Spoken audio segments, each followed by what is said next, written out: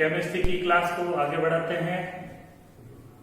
कल अपन ने रासायनिक अभिक्रिया में अवरोधकों के बारे में पढ़ा था। आज एक छोटा सा टॉपिक लेते हैं, ताप गुणांक। इंपॉर्टेंट परिभाषा है ताप गुणांक। ताप गुणांक तो कोई भी रासायनिक अभिक्रिया होती है उसमें अपन क्या करते हैं, कोई भी ताप लिया कि उसमें 10 डिग्री जोड़ दो, उस पे अभिक्रिया के वेगनीयता की गणना करो और जो T था, T डिग्री सेल्सियस पर अभिक्रिया के वेगनीयता की क्या करते हैं, गणना करते हैं और उन दोनों वेगनीयता का अनुपात निकालते हैं, तो वो कहलाता है ताप गुणांक। किसी रासायनिक अभिक्रिया में T प्लस 10 डिग्री सेल्सियस ताप पर अभिक्रिया के वेग नियतांक और T डिग्री सेल्सियस ताप पर अभिक्रिया के वेग नियतांक के अनुपात को ताप गुणांक कहते हैं। जैसे एक आपने 50 डिग्री सेल्सियस पे ताप वेग नियतांक पढ़ा और एक उसमें 10 जोड़ दो, 50 प्लस 10 मतलब 60 डिग्री पर और ये 50 डिग्री पर। तो इन दो तापों पर जो वेग नियतांक आएगा उनका जो अनुपात होता है वो क्या कहलाता है, ताप गुणांक कहलाता है। इंपोर्टेंट डेफिनेशन है, इसको इस तरह से लिखते हैं अपन, किसी रासायनिक अभिक्रिया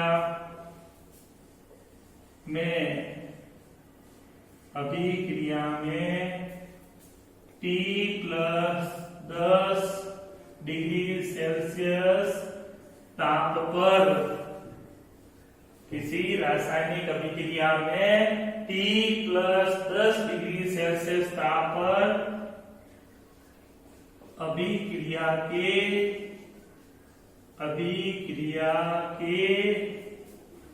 वेग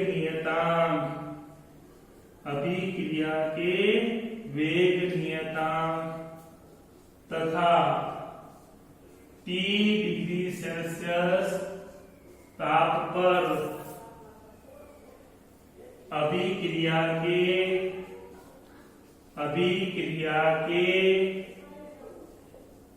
वेग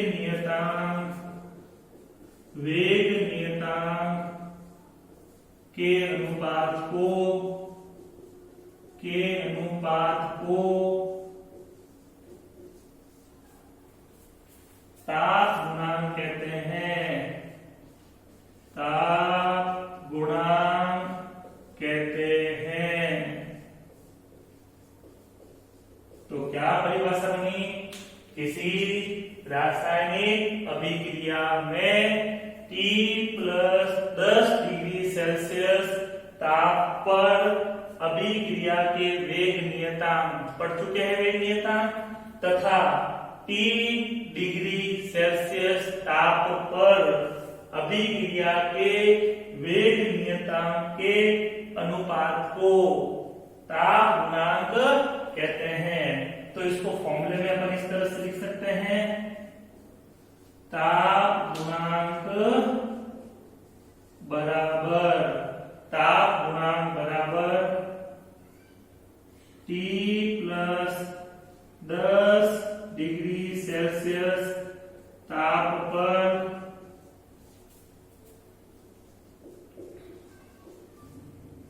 अभिक्रिया का वेग नियतांक बटा T डिग्री सेल्सियस ताप पर अभिक्रिया का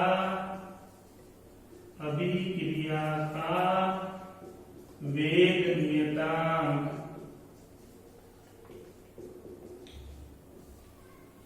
T प्लस 10 डिग्री सेल्सियस ताप पर अभिक्रिया का वेग नियतांक बटा T डिग्री सेल्सियस ताप पर अभिक्रिया का वेग नियतांक।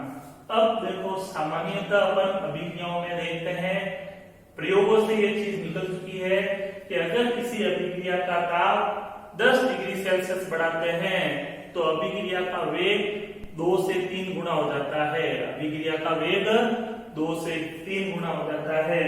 तो ताप गुणांक का जो मान होता है वो 2 से 3 तक होता है, 2 से 3 तक होता है। तो अपन लिख देते हैं, चूंकि अभिक्रिया के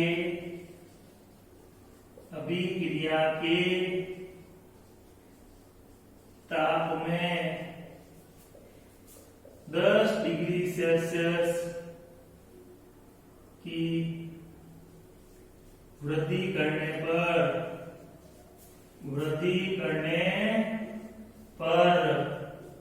अभिक्रिया का वेग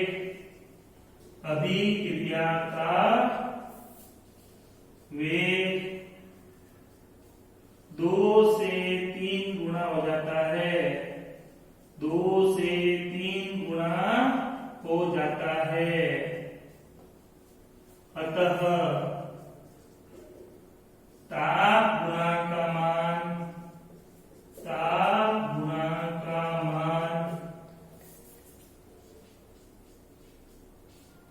2 से 3 तक होता है, 2 से 3 तक होता है।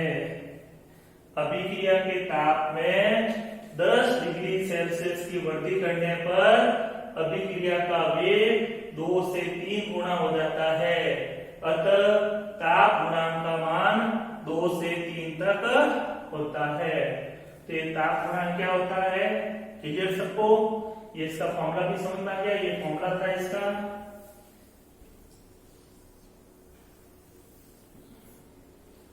और ये इसकी वैल्यू 2 से 3 तक।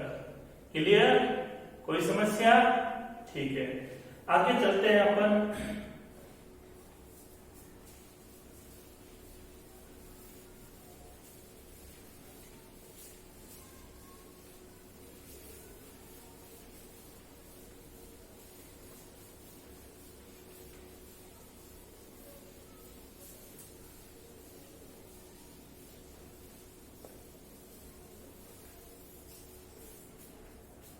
बोल्ट्जमान, मैक्सवेल,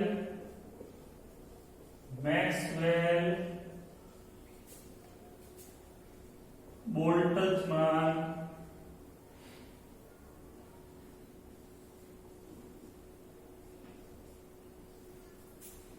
ऊर्जा वितरण आरेख।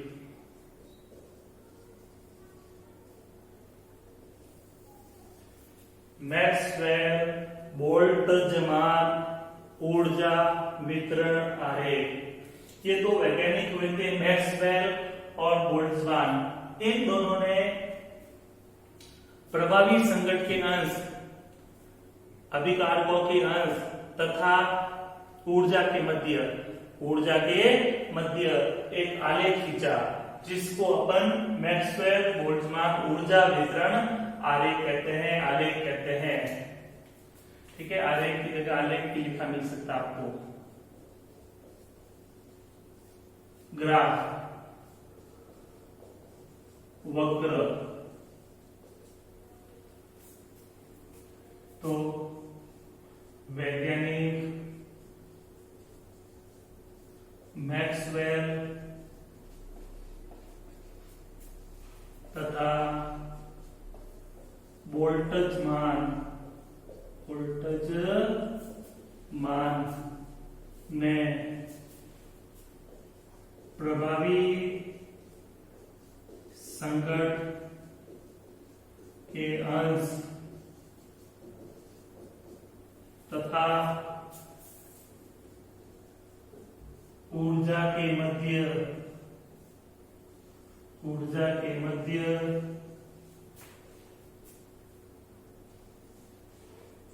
आलेख खींचा, जिसे मैक्सवेल मैक्सवेल बोल्ट्जमान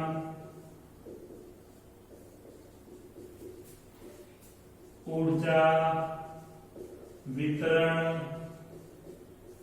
आलेख कहते हैं।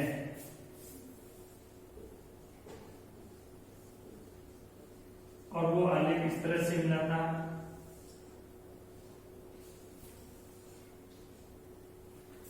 इस अर्थ पे लेते हैं प्रभावी संगठ का अंश, अभिकारक अणुओं का अंश भी कह सकते हैं। इस अक्ष पे लेते हैं ऊर्जा। तो इन दोनों ने इनके बीच में संबंध स्थापित किया, उस संबंध से बहुत सारी वैल्यू निकाली और उन वैल्यू की सहायता से ग्राफ बनाया। तो उनको ऐसा ग्राफ प्राप्त हुआ। ये यहाँ पे अधिकतम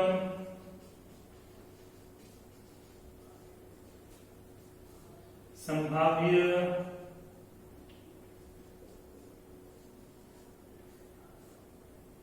गतिज ऊर्जा, अणुओं की अधिकतम गतिज ऊर्जा।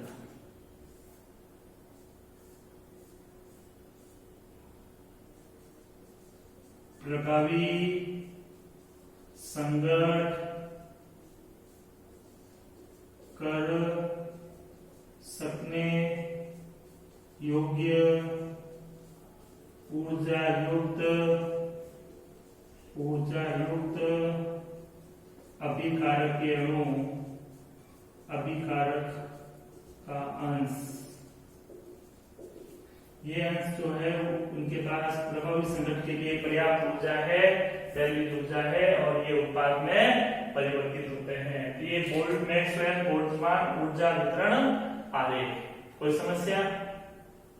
तो इसी के साथ अपना ये चैप्टर कंप्लीट हो जाता है। आज के टॉपिक में 2 क्वेश्चन बनते हैं। पहला ये क्वेश्चन बनता है नंबर 1, ताप गुणांक किसे कहते हैं? ताप गुणांक किसे कहते हैं? या ताप गुणांक को परिभाषित कीजिए। ताप गुणांक को परिभाषित कीजिए। क्वेश्चन नंबर 2, ताप गुणांक का मान, ताप गुणांक का मान कितना होता है? कितना होता है? तीसरा ये क्वेश्चन बनेगा मैक्सवेल बोल्ट्जमान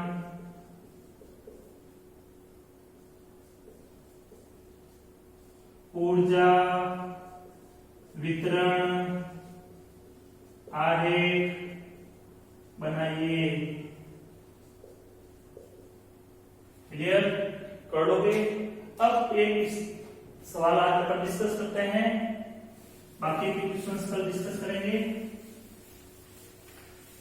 ताप बढ़ाने पर अभिक्रिया के वेग में वृद्धि को समझाइए।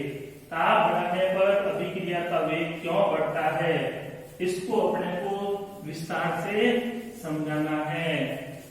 प्रश्न को एक बार वापस सुनिए।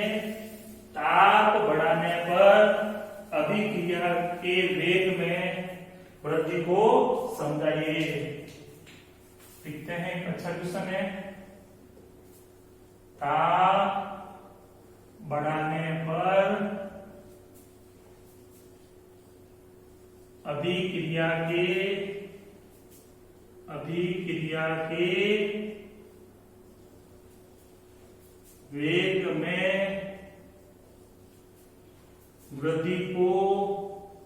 वेग में वृद्धि को समझाइए।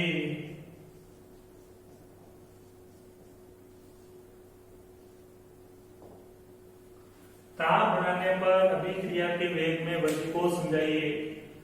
अपने एक टॉपिक पढ़ा था अभिक्रिया के वेग को प्रभावित करने वाले कारक, उसमें एक कारक ये भी पढ़ा था और वहां अपने पढ़ा था ताप बढ़ाने पर अभिक्रिया के वेग में वृद्धि होती है। ताप बढ़ाने पर अभिक्रिया के वेग में वृद्धि होती है। जब इसके कारणों पे अपन डिटेल में पढ़ते हैं, पूरे चैप्टर को ध्यान में रखते हैं, तब ताप बढ़ाने पर वेग में वृद्धि होना, इसका मुख्य कारण अपने को मिलता है प्रभावी संघटकों की संख्या में वृद्धि होना।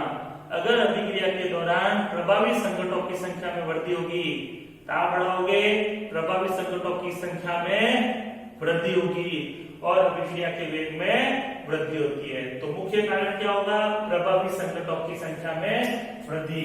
लिखते हैं इसका उत्तर, ताप बढ़ाने पर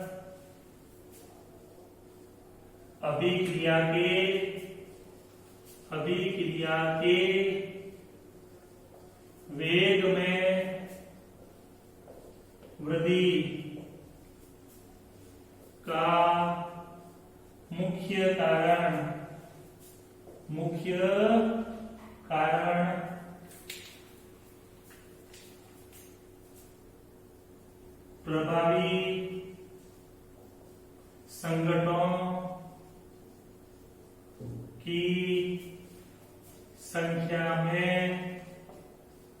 संख्या में वृद्धि है।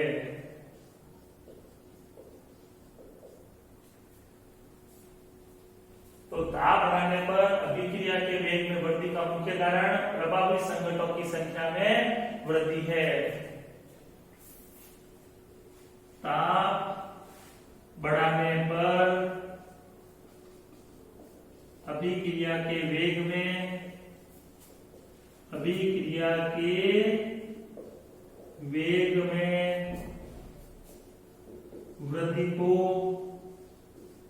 वृद्धि को हम निम्न दो कारकों के द्वारा स्पष्ट करते हैं।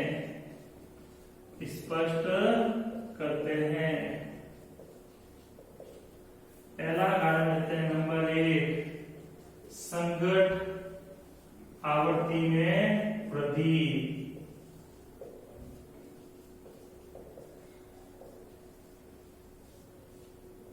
और दूसरा रहेंगे प्रभावी संघट के अंश में वृद्धि।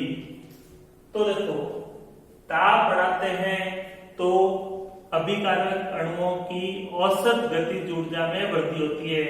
ताप बढ़ने से अणुओं को ऊर्जा प्राप्त होती है, अणुओं की औसत गतिज ऊर्जा में वृद्धि होती है। औसत गतिज ऊर्जा में वृद्धि होने से इकाई आयतन में प्रति सेकंड होने वाली संघटों की संख्या अर्थात संघट आवृत्ति में वृद्धि होती है, और संघट आवृत्ति में वृद्धि होने से उत्पाद बनने की दर बढ़ती है, और उत्पाद बनने की दर बढ़ने के कारण अभिक्रिया के वेग में क्या होती है? वृद्धि होती है। क्लियर? लिखते हैं इसको,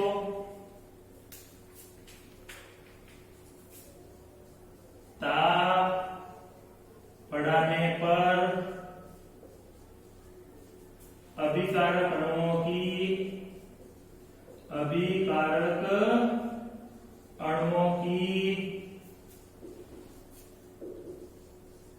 औसत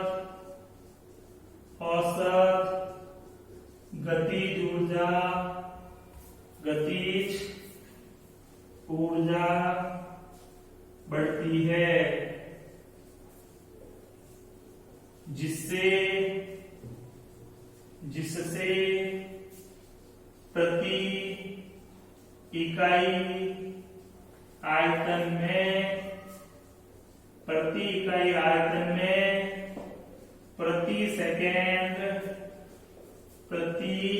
सेकंड होने वाली संघटों की संख्या में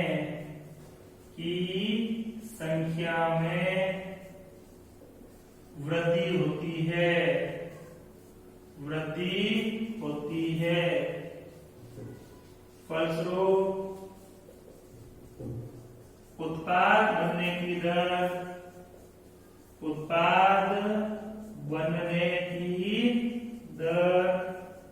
बढ़ती है,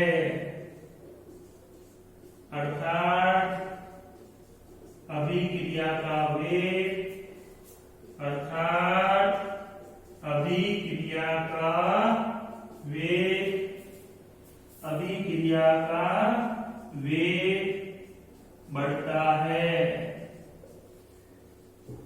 अभिक्रिया का वेग बढ़ता है। ताप बढ़ाने पर अभिकारक अणुओं की औसत गतिज ऊर्जा बढ़ती है, जिससे प्रति इकाई आयतन में प्रति सेकंड होने वाली संघटनों की संख्या में वृद्धि होती है।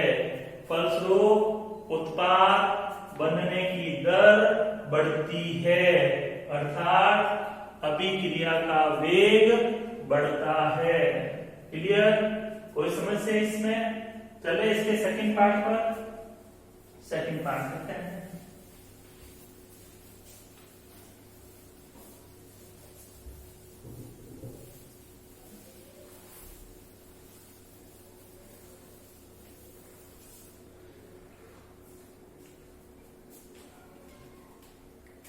सेकंड पार्ट देखते हैं इसका, प्रभावी संघट के अंश में वृद्धि।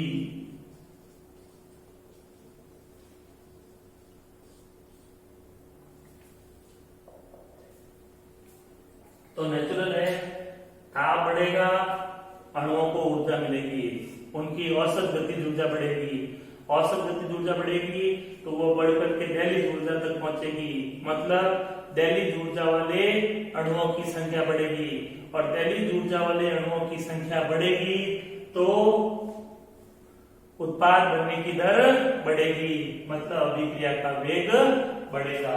तो ताप बढ़ाने पर संघट आवृत्ति बढ़ती है, प्रभावी संघट के अंश बढ़ते हैं, इसलिए अभिक्रिया का वेग बढ़ता है। क्लियर? इसको लिख देते हैं, ताप बढ़ाने पर अभिकारक अणुओं की औसत गतिज ऊर्जा में वृद्धि होती है, वृद्धि होती है, जिससे दहलीज ऊर्जा युक्त अभिकारक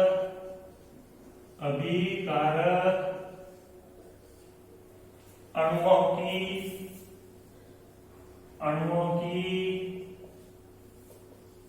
संख्या में वृद्धि होती है, संख्या अर्थात प्रभावी संघट के अंश में वृद्धि होती है,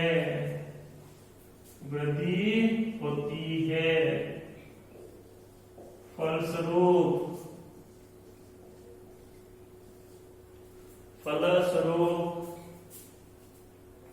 उत्पाद बनने की दर बढ़ती है, अर्थात अभिक्रिया का वेग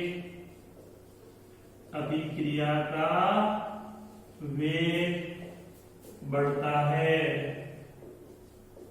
अभिक्रिया का वेग बढ़ता है। कोई समस्या? क्लियर है? तो बहुत अच्छा क्वेश्चन था। तो इसी के साथ ये आपका चैप्टर कंप्लीट हो जाता है।